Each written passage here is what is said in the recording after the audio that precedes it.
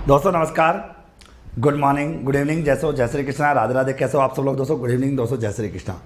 दोस्तों सबसे पहले तो मैं आप लोगों से क्षमा चाहूँगा कि मैंने कहा था ना कि दोस्तों मैं ये क्लास केवल और केवल ऐप पर लूँगा, मैं इस क्लास को यूट्यूब पर नहीं लूँगा, क्योंकि दोस्तों ये टॉपिक जो है बड़ा इंपॉर्टेंट टॉपिक्स होते हैं और इस टॉपिक्स के लिए बिल्कुल शांति से पढ़ना होता है और बहुत ही डिसेंट तरीके से अपने को पढ़ना होता है, जिससे दोस्तों किसी भी प्रकार की कोई समस्या अपने साथ ना आए और बच्चा कोई डिस्टर्ब अपने को ना करे। दोस्तों बस सीधी बात है, कोई डिस्टर्बेंस थोड़ा अच्छा नहीं लगता। KL Meena good evening, Pramod ji good evening, Rakesh ji good evening, सबको वेरी वेरी गुड इवनिंग। आप लोग मेरे को अभी ये बता दीजिए कि आप लोगों को मेरी आवाज़ प्रॉपर तरीके से आ रही है या नहीं आ रही, ये बता दीजिए, क्योंकि आज से आप लोगों की डेली शाम को 5 बजे इस ऐप पर लाइव क्लास रहेगी इकोनॉमिक को लेकर। ओके, और दोस्तों इकोनॉमिक्स के अंदर आपको बिल्कुल भी टेंशन लेने की आवश्यकता नहीं है। मैं एक एक पॉइंट्स, वेलकम सर पहली बार क्लास में, okay thank you thank you. Okay, सब लोग मस्त रहिए, बिंदास रहिए। अब मैं आ गया आप लोगों के साथ। अब मेरे को इतना सा बता दीजिए कि आप लोगों को मेरी आवाज़ प्रॉपर तरीके से सुनाई दे रही है या नहीं दे रही है, क्योंकि मैं आज से आपका पहला टॉपिक स्टार्ट करने जा रहा हूँ दोस्तों, जिसका नाम है राष्ट्रीय आय। ओके, नेशनल इनकम के बारे में हम बात करेंगे। सबको दोस्तों गुड इवनिंग, सबको गुड इवनिंग। ओके चलिए, मैं तो आप लोग अपने कोर्स के अपने टॉपिक के अंदर डाल लीजिए। तो सबसे पहला टॉपिक जो रहेगा वो रहेगा आपका राष्ट्रीय आय। ओके, सबसे पहला बिंदु हम डिस्कस करने वाले दोस्तों आप लोगों का राष्ट्रीय आय का टॉपिक आपका चलेगा नेशनल इनकम के बारे में। ओके दोस्तों, कभी जब भी हम कभी कोई तैयारी करते हैं तो सबसे पहले अपने को ये जानकारी होना जरूरी है दोस्तों। स्क्रीनशॉट नहीं होता बेटा, स्क्रीनशॉट ऐप के अंदर नहीं होता। अब चुपचाप दोस्तों ओके सुनना दोस्तों, जब भी हम कोई चीज़ पढ़ते हैं या कोई भी चीज़ पढ़ाते हैं तो सबसे पहले दोस्तों अपने को ये समझना होता है कि एक्चुअल में नेशनल इनकम के बारे में इस पूरे टॉपिक में हम पढ़ेंगे क्या क्या, ये जानना अपने को जरूरी होता है। ओके चलिए मैं तो सुनिए, सबसे पहला पॉइंट नंबर 1 दोस्तों, आपको सबसे पहले मैं आपको इसमें पढ़ाऊंगा राष्ट्रीय आय का अर्थ। ये आपका सबसे पहला टॉपिक रहेगा, राष्ट्रीय आय का अर्थ, कि एक्चुअल में नेशनल इनकम होती क्या है, राष्ट्रीय आय कहते किसे, इसके बारे में हम बात यहाँ पर करने वाले हैं। ओके, सबसे पहले राष्ट्रीय आय का मतलब आपको पढ़ाऊंगा। राष्ट्रीय आय होती क्या है, देश की इनकम। जैसे एक व्यक्ति की इनकम होती है वो तुम्हारी व्यक्तिगत इनकम होती है, वैसे ही दोस्तों एक देश की भी इनकम होती है, उससे बोलते हैं उस देश की इनकम, यानी उस देश की राष्ट्रीय आय। ओके, तो अपन कह सकते हैं राष्ट्रीय आय का मतलब एक व्यक्ति की आय। जब आपको मैं इस टॉपिक को पढ़ाऊंगा तो आपको ये बताऊंगा कि राष्ट्रीय आय का जो मतलब होता है ना, राष्ट्रीय आय का जो संबंध होता है ना दोस्तों, वो एक वित्तीय वर्ष से होता है। कौन से वर्ष होता है? वित्तीय वर्ष से होता है। और वित्तीय वर्ष का मतलब होता है 1 अप्रैल से लेकर 31 मार्च तक का जो समय होता है वो होता है। ओके, यानी 1 अप्रैल से 31 मार्च तक देश की भौगोलिक सीमा में जो भी होता है वो उस देश की इनकम होती है। ओके, आगे अभी देखो सुनिए, में तो आज की कक्षा में केवल और केवल मैं आपको राष्ट्रीय आय में हम क्या क्या पढ़ेंगे उन सब मुद्दों पर बात करने वाले। ओके, अच्छे से फिर राष्ट्रीय आय के अर्थ में आपको यह बताऊंगा कि राष्ट्रीय आय की अवधारणा जो है वो एक प्रवाह अवधारणा होती है, एक फ्लो कॉन्सेप्ट होती है, प्रवाह अवधारणा आपकी होती है। ओके, जो चलती रहती है, क्योंकि राष्ट्रीय आय का मतलब उत्पादन से है, प्रोडक्शन से है, चाहे वो बिके या ना बिके डजंट मैटर। आज मान लो मैंने इस 1 साल के अंदर 100 मार्कर मैंने बना दिए और 100 मार्कर की कीमत है 1000 रुपये, तो 1000 रुपये मेरे देश की इनकम है। अब इन 100 में से कितने मार्कर बिके, कितने मार्कर नहीं बिके, ये कोई मैटर नहीं करता। कितने मार्कर बिके, कितने मार्कर नहीं बिके, ये कोई मैटर नहीं करता। उत्पादन कितना हुआ ये इंपॉर्टेंट है। तो प्रवाह अवधारणा अपन कह सकते हैं। और एक पॉइंट आपके सामने रहता है दोस्तों, राष्ट्रीय आय के अंतर्गत उत्पादित वस्तु और सेवाओं का जो अंतिम मूल्य होता है, कौन सा मूल्य होता है? अंतिम मूल्य। वो अंतिम मूल्य शामिल किया जाता है, क्यों? दोहरी गणना से बचने के लिए दोस्तों। ओके दोस्तों आगे, ओके आगे दोस्तों, ओके आगे। तो अपन कह सकते हैं दोहरी गणना से बचने के लिए दोस्तों, दोहरी गणना से बचने के लिए, दोहरी गणना से बचने के लिए, दोहरी गणना से बचने के लिए, दोहरी गणना से बचने के लिए, दोहरी गणना से बचने के लिए, तो डबल कैलकुलेशन ना हो इसलिए दोस्तों राष्ट्रीय आय की गणना करते हुए अंतिम मूल्यों को शामिल किया जाता है दोस्तों। ओके, अब देखो क्लियर। अब देखो, तो अब मैं आपको एक बात क्लियर कर दूं, देखो आज की कक्षा में हम आपको केवल ट्रेलर दिखा रहे हैं। आज अपना केवल ट्रेलर है, राष्ट्रीय आय में क्या पढ़ेंगे। और सबसे मजेदार बात बताऊंगा, इस ट्रेलर में मैं पूरी पिक्चर समझा दूंगा। तो राष्ट्रीय आय के अर्थ में मैं आपको क्या लिखाऊंगा कि राष्ट्रीय आय का मतलब होता है देश की भौगोलिक सीमा में जो भी हम उत्पादन करते एक साल के अंतर्गत उन वस्तु सेवाओं का जो अंतिम मूल्य होता है, वो अंतिम मूल्य उस देश की राष्ट्रीय आय होती है। अंतिम मूल्य को शामिल क्यों करते हैं? दोहरी गणना से बचने के लिए। तो यहां से एक प्रश्न तो ये बन जाता है कि राष्ट्रीय आय की सबसे बड़ी प्रॉब्लम क्या है। राष्ट्रीय आय की सबसे बड़ी प्रॉब्लम है दोस्तों डबल कैलकुलेशंस की। एक ही वस्तु की डबल कैलकुलेशन ना हो, इसलिए दोस्तों राष्ट्रीय आय की गणना करते समय हम वस्तु और सेवाओं के कौन से मूल्य को शामिल करते हैं? अंतिम मूल्य को शामिल किया जाता है। ओके, तो अंतिम मूल्य, और अंतिम मूल्य वो मूल्य होता है जिसके अंतर्गत आगे कोई मूल्य नहीं जोड़ा जाएगा। ओके, तो पहले तो अपन इसको डिस्कस करेंगे आगे। चलिए फिर दोस्तों आप बता दो सेकंड पॉइंट, हम आपको दूसरे नंबर पर पढ़ाएंगे राष्ट्रीय आय की विभिन्न अवधारणाओं के बारे में।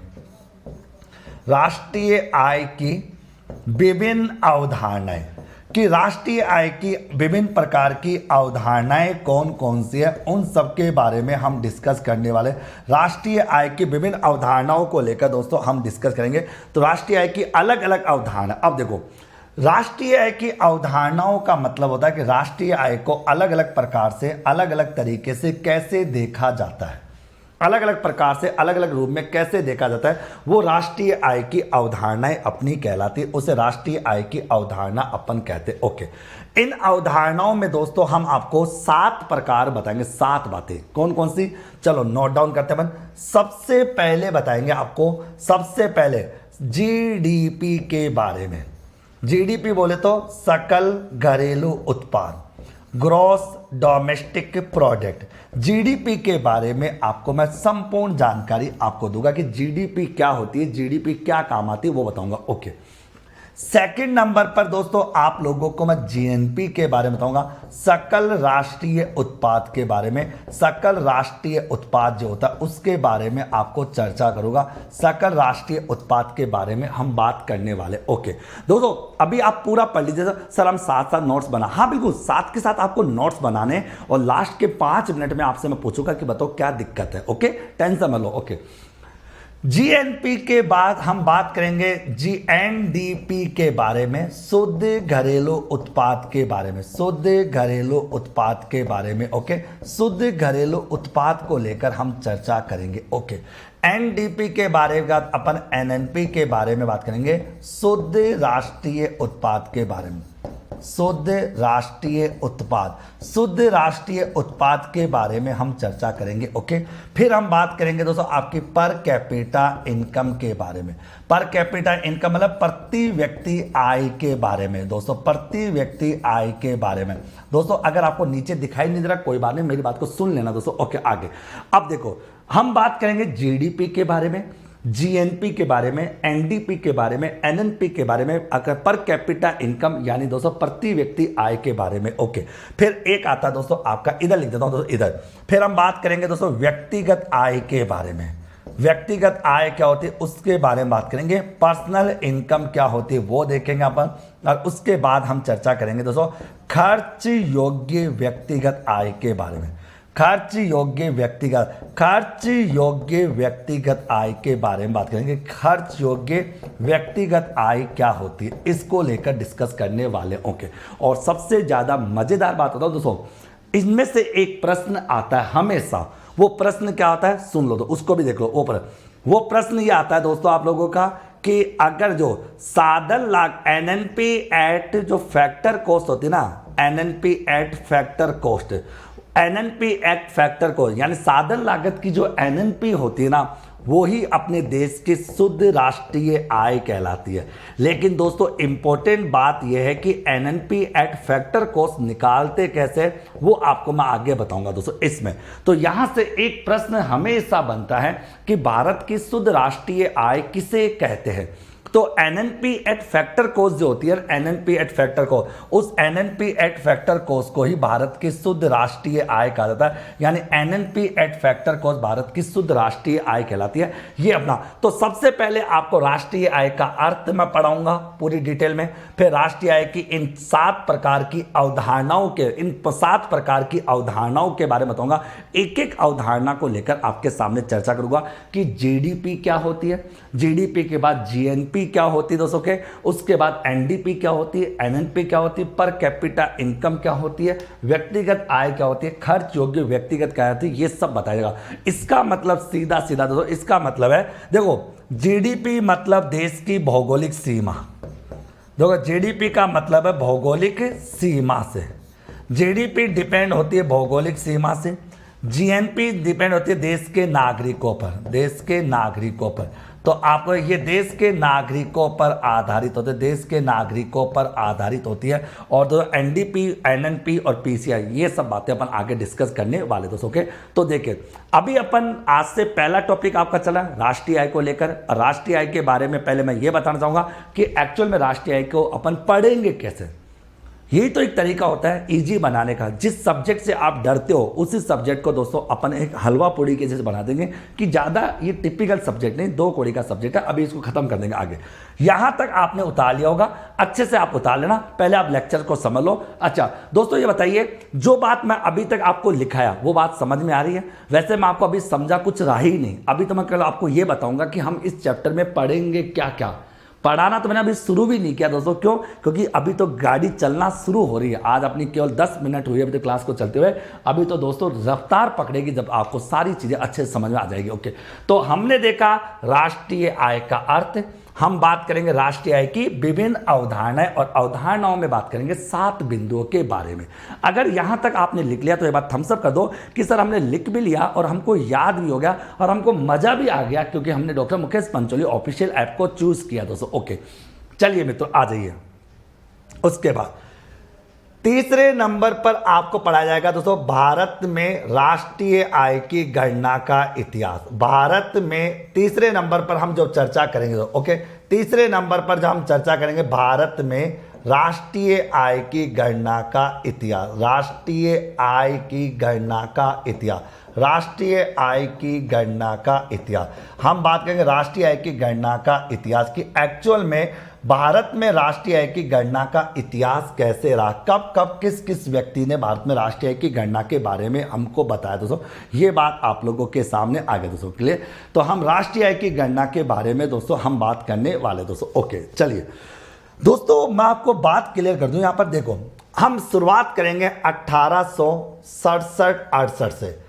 67-68 की बात करेंगे, इतिहास का पहला पन्ना, और इस पन्ने पर जो नाम मिलेगा वो मिलेगा दादा भाई नौरोजी का। मतलब कि भारत में राष्ट्रीय आय की जो गणना सबसे पहले की है वो किसने की है? दादा भाई नौरोजी के द्वारा की गई। दादा भाई नौरोजी ने दोस्तों सबसे पहले राष्ट्रीय आय की गणना की है दोस्तों। ओके, फिर हम बात करेंगे दोस्तों 1931 और 32 वी के आर वी राव के द्वारा बात करेंगे। और इन्होंने दोस्तों राष्ट्रीय आय की गणना की बात करें तो वैज्ञानिक अध्ययन दोस्तों इन्होंने किया दोस्तों। कैसा अध्ययन किया?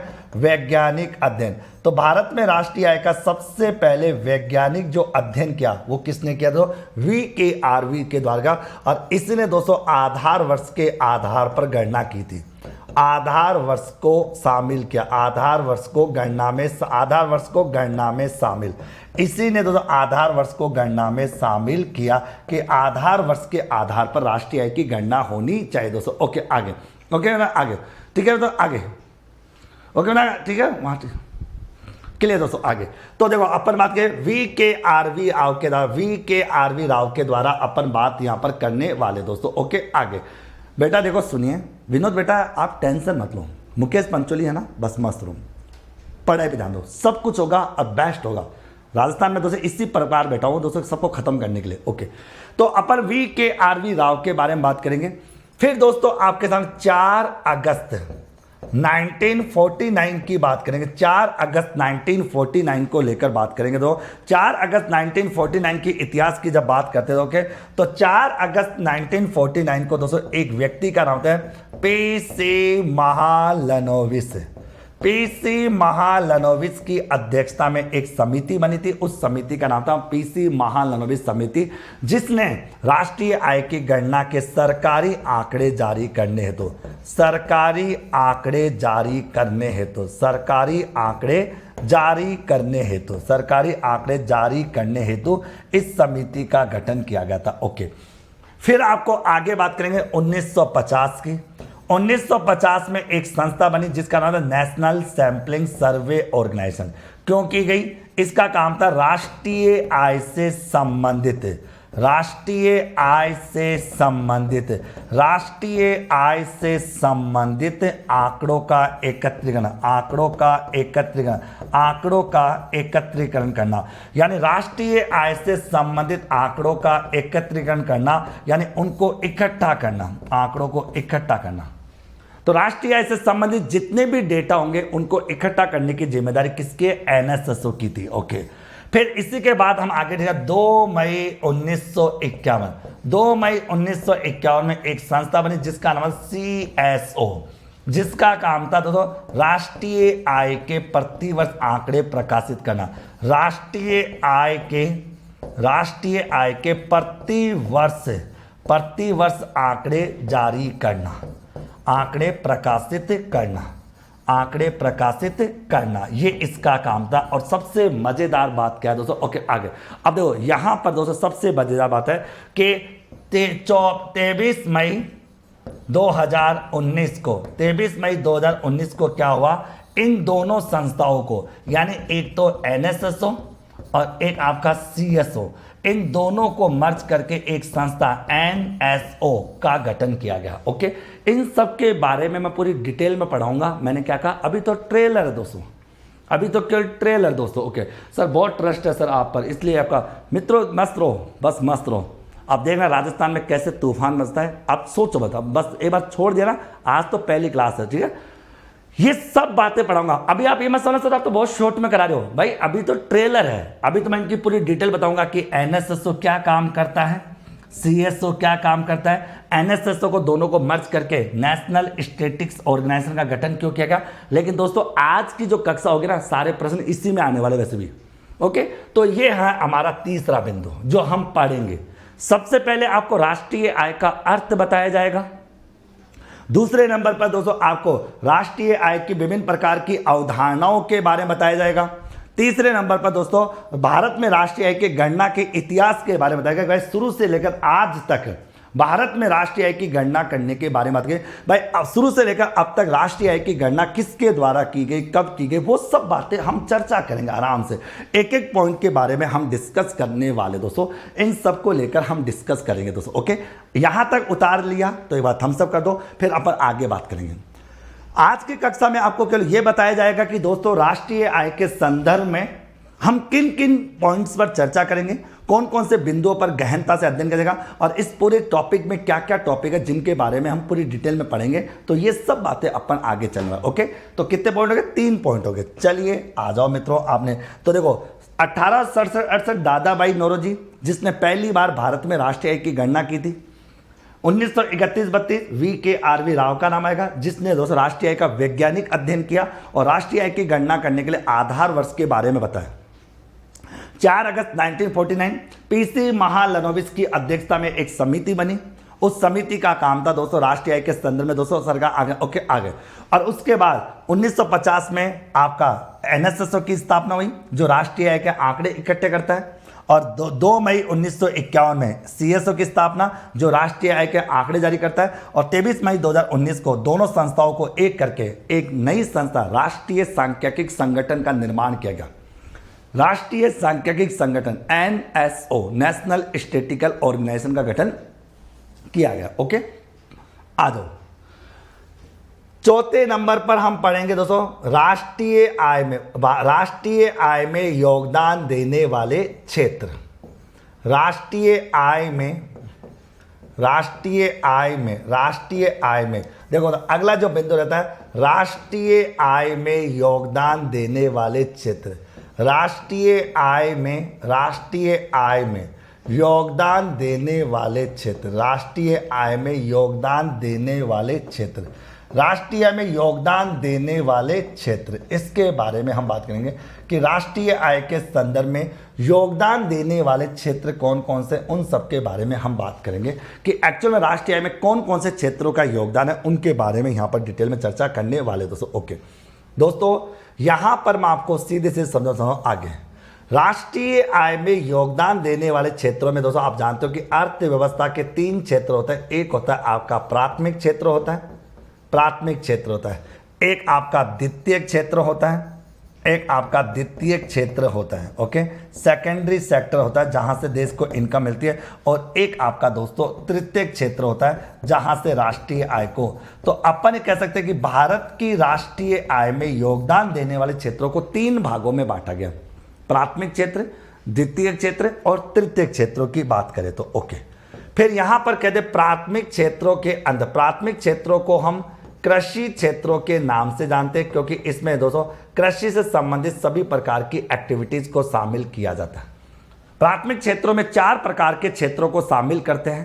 पहला होता है आपका कृषि क्षेत्र, दूसरा होता है कृषि से संबंधित अन्य क्षेत्र, तीसरा होता है दोस्तों आपका उत्खनन क्षेत्र, खनन क्षेत्र और उत्खनन क्षेत्र। ये सब प्राथमिक क्षेत्रों के अंतर्गत आ जाते हैं। अगर मैं इसको और आगे डिटेल में खोल के बताऊं तो प्राथमिक क्षेत्रों में दोस्तों एक आ जाएगा कृषि क्रियाएं, कृषि क्रियाएं आ जाएगी, ओके। सेकंड आ जाएगी कृषि से संबंधित क्रियाएं, कृषि से संबंधित क्रियाएं जैसे पशुपालन, वन पालन, मत्स्य पालन, ये सब, ओके, कृषि से संबंधित आपकी जो एक्टिविटीज होती है। तीसरा होता है आपका खनन क्षेत्र, तीसरा होता है आपका खनन क्षेत्र होता है, और चौथा होता है आपका उत्खनन। ये चारों प्रकार की जो एक्टिविटीज होती है ना दोस्तों, ये प्राथमिक क्षेत्रों के अंतर्गत आती है, और आपके सिलेबस में दोस्तों ये भी ओके, ठीक है आगे। अब देखो ओके, मैं तो यहाँ तक की बात अपन बात करेंगे दोस्तों के आगे। तो देखो यहाँ तक की मैं बात करूँ तो एक होता है आपका कृषि क्षेत्र, एक होता है कृषि से संबंधित क्रियाएं जैसे पशुपालन, वन पालन, मत्स्य पालन वगैरह, मुर्गी पालन आ जाएगा। खनन क्षेत्र, खनन का मतलब जमीन की गहराई से कोई चीज प्राप्त करना, और उत्खनन का मतलब जमीन की ऊपरी सतह से कोई चीज प्राप्त करना, ओके। चलिए फिर अपन बात द्वितीयक क्षेत्र, द्वितीयक क्षेत्रों को दोस्तों उद्योग क्षेत्रों के नाम से जाना जाता है, द्वितीयक क्षेत्रों को उद्योग क्षेत्रों के नाम से जाना जाता है, ओके। और इसके अंतर्गत दोस्तों आपके आ जाते हैं दोस्तों कौन सा, एक आ जाएगा निर्माणी क्षेत्र आ जाता है, एक आपका निर्माणी क्षेत्र आ जाता है, ओके। हालांकि इनके बारे में मैं डिटेल बताऊंगा तो आगे, ठीक है। फिर आता है दोस्तों आपका विनिर्माणी क्षेत्र आ जाता है, एक आपका निर्माणी क्षेत्र आता है, एक आपका विनिर्माणी क्षेत्र आता है। इसके अलावा दोस्तों एक आ जाएगा जल आपूर्ति क्षेत्र, जल आपूर्ति क्षेत्र, जल आपूर्ति क्षेत्र आ जाएगा। एक आ जाएगा दोस्तों आपका विद्युत आपूर्ति क्षेत्र, कौन जाएगा आपका विद्युत आपूर्ति क्षेत्र आ जाएगा। और एक आ जाएगा दोस्तों आपका गैस क्षेत्र, ओके, गैस आपूर्ति क्षेत्र। तो अपन ये कह सकते हैं कि द्वितीय क्षेत्रों के अंतर्गत दोस्तों 5 प्रकार के क्षेत्रों को शामिल किया जाता है। तो द्वितीय क्षेत्रों में 5 प्रकार के क्षेत्र आते हैं। निर्माणी क्षेत्र, अब निर्माणी क्षेत्र में क्या आता है वो तो अब आगे डिस्कस करेंगे। विनिर्माणी क्षेत्र, जल आपूर्ति, विद्युत आपूर्ति और गैस आपूर्ति क्षेत्रों की बात करेंगे। और दोस्तों तृतीय क्षेत्रों का नाम होता है आपके सेवा क्षेत्र, इनको सेवा क्षेत्रों के नाम से जानते हैं। और इन क्षेत्रों की बात करें दोस्तों, इसमें आ जाएगा दोस्तों आप लोगों का, अपन कह सकते हैं शिक्षा, शिक्षा, चिकित्सा, शिक्षा, चिकित्सा, वाणिज्य, संचार, ओके, पर्यटन, ये सब क्या है, ये सारे के सारे सेवा क्षेत्रों के अंतर्गत आ जाएंगे, जिनको सर्विस सेक्टर के अंतर्गत अपन शामिल करते हैं। तो अपन ये कह सकते हैं कि भारत की राष्ट्रीय आय में योगदान देने वाले क्षेत्रों की जब बात करते हैं तो 3 क्षेत्र होते हैं। यानी समझ लो कि भारत माता के 3 बेटे हैं जो भारत माता को पैसा कमा कर देते हैं। एक होता है प्राथमिक क्षेत्र जो एग्रीकल्चर से संबंधित है, एक होता है द्वितीय क्षेत्र जो उद्योगों से संबंधित है, और एक है दोस्तों आपका तृतीय क्षेत्र जो सेवाओं से संबंधित है, जिनको सेवाओं से संबंधित अपन मानते हैं। तो ये कह सकते हैं कि भारत की राष्ट्रीय आय में योगदान देने वाले क्षेत्रों की 3 बात आती है, ओके। दोस्तों अगर मैं यहां पर एक प्रश्न बनता है कि वर्तमान स्थिति कैसी है, इनकी वर्तमान स्थिति कैसी है, वो भी मैं आपको बताऊंगा पूरी डिटेल में। वर्तमान स्थिति, अगर आपसे इनका आरोही क्रम पूछे, कौन सा पूरा आरोही क्रम, आरोही क्रम का मतलब होता है कम से ज्यादा की ओर। आरोही क्रम का मतलब होता है दोस्तों कम से ज्यादा की ओर। जैसे कि दोस्तों आप जानते हो कि कृषि क्षेत्रों का योगदान, कृषि क्षेत्रों का योगदान दोस्तों कम है किससे, उद्योग क्षेत्रों की तुलना में। ओके, और उद्योग क्षेत्रों का जो योगदान है वो आपका कम है दोस्तों, आपका किसका, तो अपन अगर सेवा क्षेत्रों की तुलना में, तो सेवा क्षेत्रों का योगदान आपका ज्यादा है दोस्तों। ओके दोस्तों, अगर इनका अवरोही क्रम पूछ ले, कौन सा क्रम पूछ ले, अवरोही क्रम, कि बताओ इनका अवरोही, अवरोही क्रम होता है ज्यादा से कम की ओर। ओके, अवरोही क्रम का होता है ज्यादा से कम की ओर दोस्तों। तो अपन ये कह सकते हो कि आप कह सकते हो ऐसे, कृषि क्षेत्रों का योगदान दोस्तों आपका, देखो यहां पर अगर कह दे तो इसको अवरोही क्रम में अपन ऐसे लिख सकते हैं कि आपका जो उद्योग क्षेत्र होता है ऊपर बढ़ जाए, उद्योग क्षेत्रों का जो योगदान है वो ज्यादा है दोस्तों आपके, सॉरी मैंने गलत नहीं, आगे सेवा क्षेत्रों का जो योगदान है, सेवा क्षेत्रों का जो योगदान है वो आपका ज्यादा है उद्योग क्षेत्रों की तुलना में, और उद्योग क्षेत्रों का जो योगदान ज्यादा है वो आपका कृषि क्षेत्र। ये मैं इसलिए लिखा रहा हूं दोस्तों, मैं देख रहा हूं पिछले 2-3 सालों से एक प्रश्न यहां से उठ के आ जाता है। ओके तो आप देखो यहां पर, ओके तो अपन ये कह सकते हैं दोस्तों ये आपका पूरा टॉपिक है। यहां से एक प्रश्न छप गया मजे लो, छप गया। तो दोस्तों मैंने क्या कहा, राष्ट्रीय आय में योगदान देने वाले क्षेत्र, तो राष्ट्रीय आय में योगदान देने वाले क्षेत्रों को हम दोस्तों प्राथमिक क्षेत्रों के अंतर्गत, द्वितीय क्षेत्रों के अंतर्गत और तृतीय क्षेत्रों के अंतर्गत, इसमें हम कृषि क्षेत्रों को भी शामिल करते हैं, उद्योग क्षेत्रों को भी शामिल करते हैं और सेवा क्षेत्रों को भी इसके अंतर्गत शामिल किया जाता है, जो मैं आपको बता चुका और आपको बहुत ही डिटेल में अच्छे से समझाऊंगा। बताइए मित्रों, ये आपका चौथा टॉपिक समझ में आया। देखो हम बात करेंगे कि राष्ट्रीय आय में हम किन किन टॉपिक पर चर्चा करेंगे। पहला टॉपिक राष्ट्रीय आय का अर्थ, दूसरे टॉपिक पर हम बात करेंगे राष्ट्रीय आय की विभिन्न प्रकार की अवधारणाओं के बारे में, और तीसरे नंबर का जो टॉपिक है वो है दोस्तों आप, चौथे नंबर का टॉपिक है भारत में राष्ट्रीय आय की गणना का इतिहास, सॉरी राष्ट्रीय आय में योगदान देने वाले क्षेत्र। बताइए दोस्तों आप लोगों ने ये लिख लिया, आप लोगों ने, अगर आप लोगों ने इसको लिख लिया तो एक बार थम्स अप कर दो कि सर हमने लिख लिया और हमको समझ में भी आ गया। दोस्तों इकोनॉमिक को लेकर मैं इसलिए दोस्तों देखो आज कितना अच्छा लग रहा है क्लास में पढ़ाते हो दोस्तों, मेरे को रियल में बताऊं जो यहाँ पर पढ़ाते हो इतना मजा आ रहा है कि ऐसा लग रहा है कि जैसे मेरे सारे डेडिकेट बच्चे, जो 2000 प्लस बच्चों का जो टारगेट अपन लेके चलते हैं, वो सारे बच्चे यहाँ बैठ के पढ़ रहे हैं, ऐसा फीलिंग दोस्तों आ रही है। ऑनलाइन में तो बस इतना ही पड़ेगा दोस्तों, 2-4 दिन बच्चे क्या कहेंगे, ठीक है बुरा भला कहेंगे कोई बात नहीं, बट दोस्तों मैं इस सब्जेक्ट को पूरी गहराई से पढ़ाना चाहता था। ये मेरा सबसे फेवरेट, सबसे चुनिंदा सब्जेक्ट है और इसको मैं आराम से पढ़ाऊँ दोस्तों। आपने ओके सबको आगे दोस्तों, आगे क्लियर सबको दोस्तों, ठीक है अब आ जाओ। तो ये हो गया, अब ना अब आ जाइए 5वें नंबर पर हम बात करेंगे दोस्तों राष्ट्रीय आय की गणना करने की विधियां। 5वें नंबर पर हम जो डिस्कस करेंगे, 5वें नंबर पर जो आपको पढ़ाऊंगा राष्ट्रीय आय की गणना करने की विधियां, राष्ट्रीय आय की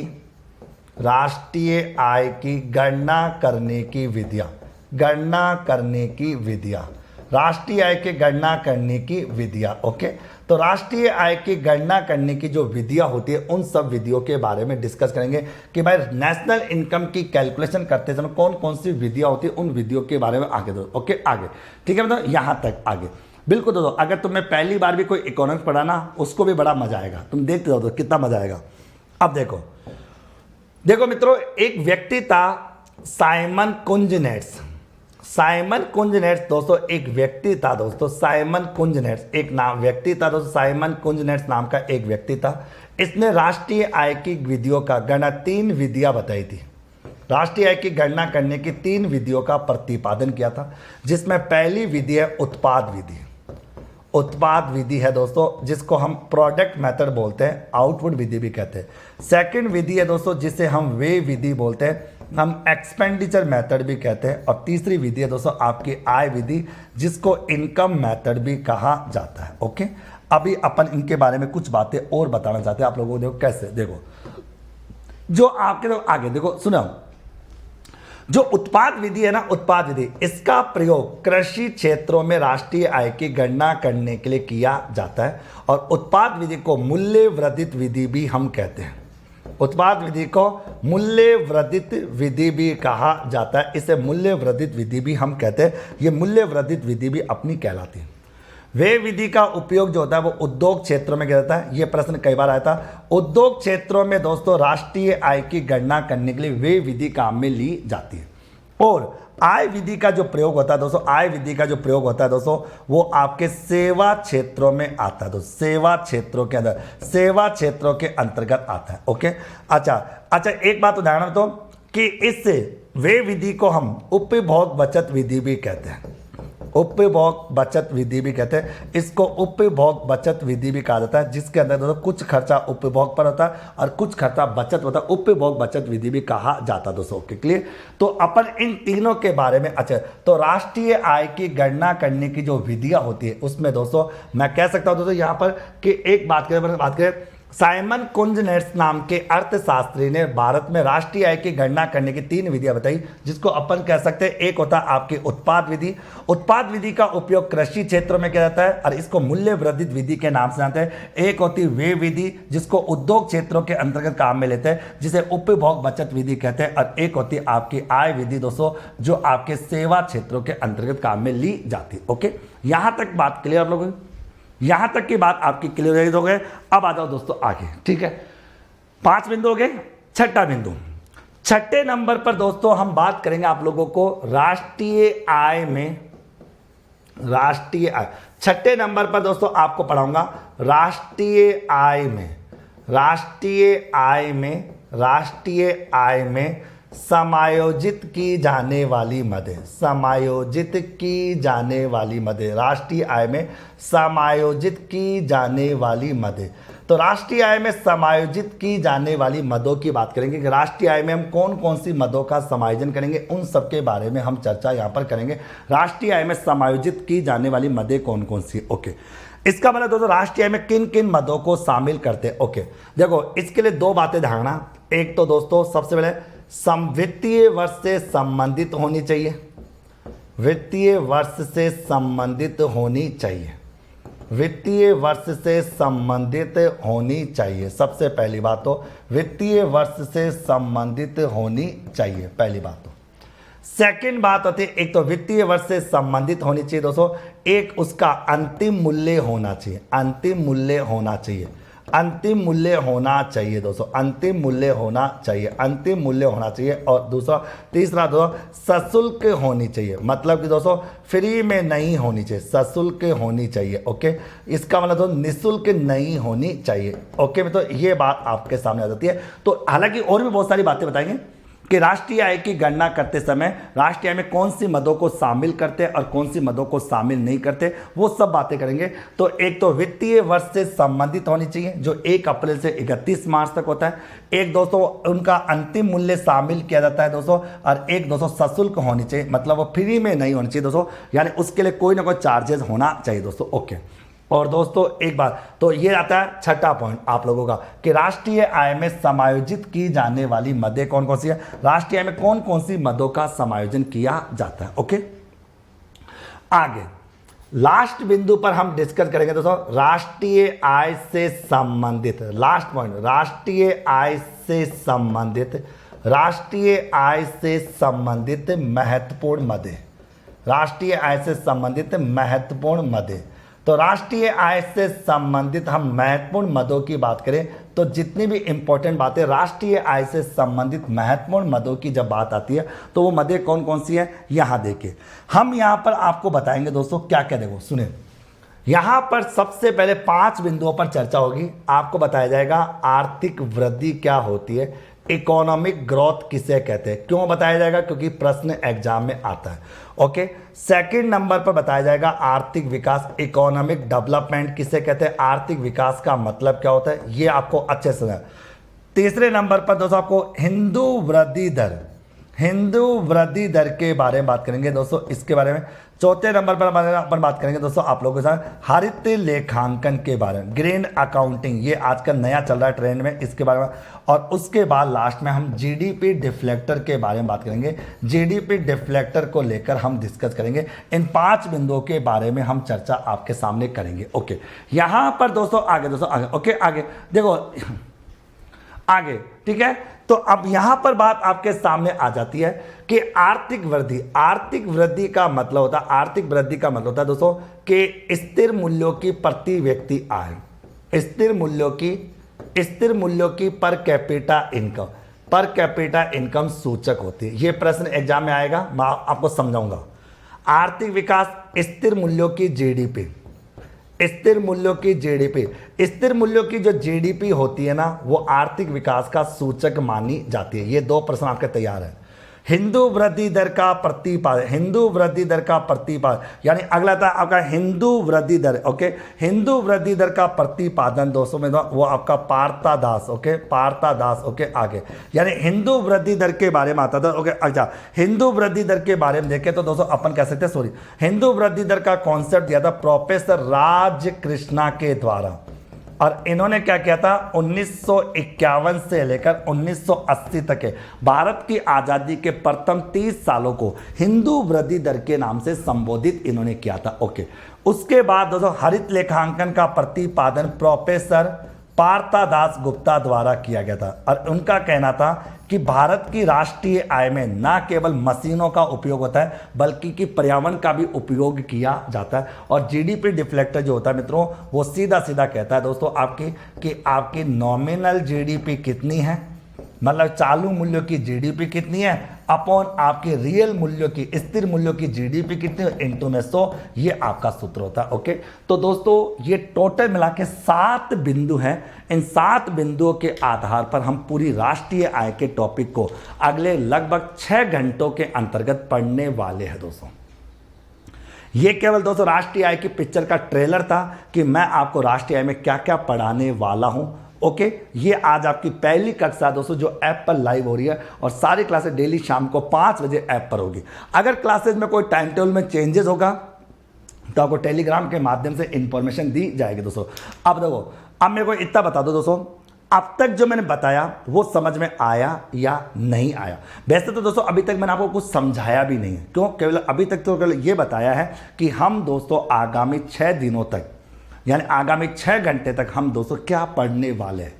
दोस्तों यहां पर मेरा पढ़ाने का मकसद केवल और केवल इतना सा दोस्तों, पीडीएफ मिलेगी क्या, राम सिंह बेटा हम पीडीएफ नहीं देते, आपको सेल्फ नोट्स बनाने जैसे मैं आपको लिख रहा हूं, और दोस्तों खुद के नोट्स ही सबसे ज़्यादा इंपॉर्टेंट है। और ये मेरा वादा है दोस्तों कि एक भी प्रश्न जो है आपका एग्जाम में इससे बाहर नहीं जाएगा, वो बताने की जरूरत नहीं है, वो कभी नहीं जाता तो आगे भी नहीं जाएगा, उसको बताने की कोई जरूरत नहीं। वैसे भी दोस्तों आप लोग वैसे छोटा मोटा एग्जाम दे रहे हो, कोई बड़ा एग्जाम तो है नहीं, और इसका तो दोस्तों क्या औकात है इसकी। अब बताओ मित्रों, पहले तो ये माइंड सेट करो कि राष्ट्रीय आय में टोटल मिला के कितने टॉपिक पढ़ेंगे, 7 टॉपिक हम डिस्कस करेंगे। 7 कौन कौन से? पहला टॉपिक राष्ट्रीय आय का अर्थ, दूसरा टॉपिक राष्ट्रीय आय की अवधारणाएं, तीसरा टॉपिक दोस्तों भारत में राष्ट्रीय आय की गणना का इतिहास, चौथा पॉइंट भारत में राष्ट्रीय आय में योगदान देने वाले क्षेत्र, पांचवा पॉइंट आता है दोस्तों राष्ट्रीय आय के बारे में अगर बात है राष्ट्रीय आय की गणना करने की विधियां, छठा पॉइंट आता है राष्ट्रीय आय में समायोजित की जाने वाली मदें, और सातवां बिंदु आता है राष्ट्रीय आय से संबंधित कुछ महत्वपूर्ण तथ्य जिसके बारे में हम बात करेंगे। राष्ट्रीय आय से संबंधित जितने भी इंपॉर्टेंट फैक्ट्स हैं उन सबको बारे में अपन बात यहाँ पर करने वाले दोस्तों। ओके, आगे क्लियर, यहाँ तक की बात आप लोगों के माइंड में सेट हो गई। ओके, यस या नो, यहाँ तक का पॉइंट आप लोगों के माइंड में सेट हो गया, यस या नो। तो नोट्स बना लेंगे सर आएंगे, पहली बार क्लास में है, फिर कोई भी बताओ तो बताइए। आज का जो लेक्चर मैंने दिया आपको 40 मिनट का, देखिए मित्रों ऑनलाइन क्लासेज में 40 मिनट का मतलब होता है ऑफलाइन की लगभग 1.5 घंटे की क्लास। और वैसे देख मेरे लिए तो सब बराबर है, मैं तो ऑनलाइन भी ऐसा पढ़ाता हूँ तो ऑफलाइन भी ऐसा पढ़ाता हूँ दोस्तों। आगे मैं तो सर आपके ही नोट्स पढ़ती हूँ सर, बुक की ज़रूरत नहीं है। हाँ बिल्कुल दोस्तों, आपको बुक्स की ज़रूरत नहीं है, आपको दोस्तों किसी नोट्स जो पढ़ाती है ना बस उनको पढ़ना था। ओके, पढ़ने का टाइम नहीं मिलता बेटा, पढ़ने का टाइम क्यों नहीं मिलता? जिनको पढ़ने का टाइम नहीं मिलता उनके लिए दोस्तों वो एग्जाम भी पास नहीं कर सकते। तो मैं नोट्स, मैं पीडीएफ नहीं दूंगा दोस्तों, मैं पहले भी नहीं देता था और अभी भी नहीं दूंगा। क्यों? क्योंकि मैं दोस्तों आपको जहर नहीं दे सकता, यहाँ पर आपको वो चीज़ें देगी जो एग्जाम में काम आने वाली। अभी केवल आप केवल इतना बता दीजिए कि आज का जो लेक्चर मैंने आपको दिया वो लेक्चर समझ में आया या नहीं आया, बस इतना सा आपको बताना। आप सभी लोगों ने अपनी कॉपी में इन सब पॉइंट को लिखा, सर इकोनॉमी में आप पर भरोसा। बिल्कुल दोस्तों, सर अब तो एनसीईआरटी नहीं पढ़नी, ये दोस्तों तुमको कुछ नहीं पढ़ना, बस जो मैंने पढ़ा दिया और जो मेरी टीम पर ने पढ़ा दिया। दोस्तों मैं और मेरी टीम सब स्ट्रॉन्ग है। क्यों? क्योंकि पूरी टीम को दोस्तों मैं यहाँ पर तैयार करता हूँ। मेरी टीम में दोस्तों डेली मैं अपनी टीम का रिव्यू लेता हूँ। जहाँ पर भी मेरे को कोई टीचर गलत पढ़ाता नजर आता है उसको वहीं उसी समय तुरंत प्रभाव से फायर कर दिया जाता है। यहाँ पर दोस्तों गलती की सजा दी जाती है, केवल गलती की सजा। अगर किसी भी टीचर ने पढ़ाने में कोई गलती की है और पढ़ाने में कंटेंट को लेकर कोई चोरी की है, कंटेंट को लेकर उसको फायर किया जाएगा। दोस्तों समझ में आ गया? फर्स्ट बार इको पढ़ रहे हैं, ओके ठीक है। तो दोस्तों आज कल इतना ही पढ़ो। आगे कल अपन एक एक टॉपिक के बारे में बात करेंगे। कल आपको दोस्तों मैं 2 बातें बताऊंगा, राष्ट्रीय आय का अर्थ और राष्ट्रीय आय की अवधारणाओं के बारे में बात करेंगे। ओके, नोट्स बनाने से जल्दी याद होता है दोस्तों। Thank you. Okay thank you. तो कैसा लगा दोस्तों? अब दोस्तों तुम बताओ, यूट्यूब पर पढ़ना चाहोगे कि यहां बैठ के पढ़ना चाहोगे? बताओ दोनों। अच्छा, कल आपने यूट्यूब पर भी क्लास ली और आज आप लगभग ऐप में भी क्लास ले रहे हो। आपको दोनों में से क्या बेस्ट लगा? तो बताओ, आप खुद सोच के बताओ दोस्तों, क्या तुम क्या चाहते हो? सभी क्लासें ऐप में ही कर दो सर जी। ओके, सारी क्लासें, हाँ दोस्तों लगभग अब 90% क्लासें ऐप में ही करेंगे दोस्तों, जिससे बच्चे आराम से पढ़ सके, डिस्टर्ब नहीं हो। ओके सर, एनसीईआरटी से ज्यादा क्वेश्चन पूछेंगे। सुमन बेटा कहीं से भी क्वेश्चन पूछेंगे, मुकेश पंचोली से पूछ के पूछेंगे, डोंट वरी, टेंशन मत लो। ओके दोस्तों ठीक है सर, आ गया सर, आप पर खुद से ज़्यादा भरोसा। Okay thank you. हेमलता ने कहा ऐप पर ही। ओके, सुमन भी कह रही है ऐप पर। और बताओ दोस्तों, ठीक है। चलो मित्रों, मस्त रहो, खुश रहो और बिंदास रहो। एक एक पॉइंट के ऊपर चर्चा करने वाले हैं। ओके चलिए दोस्तों, ठीक है दोस्तों, धन्यवाद दोस्तों। कल मिलते हैं शाम को 5 बजे दोस्तों नए सेशन के साथ। कल अपन बात, ये टॉपिक दोस्तों लगभग 6 दिन तक चलेगा। 6 दिन तक, 6 घंटे का टॉपिक है, तब जाके पूरा होगा। ऐप पर, आप पर ही भरोसा। ओके थैंक यू मित्रों, all the best, bye bye, take care.